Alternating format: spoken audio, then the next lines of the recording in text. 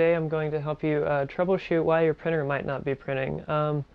If you're having trouble printing, you should make some checks on your printer before calling a technician, because you might pay $40, $50 to have a technician at your house when it could be something as simple as your power cord not being plugged in.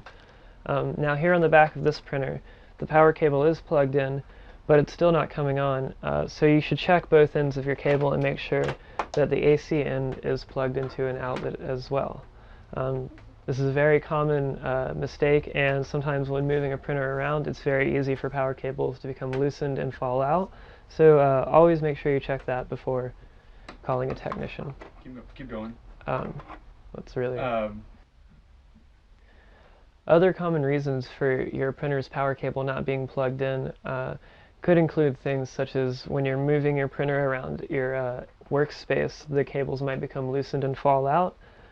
Children and animals running by your workspace might also trip on the cords and cause them to be pulled out. Other things to look for are for printers that have external power supplies. Usually the cable that plugs into the wall and connects to the power supply is disconnectable. And in those cases, you should check and make sure that these connections are made nice and tight so that power continues to be given to the power adapter and to your printer.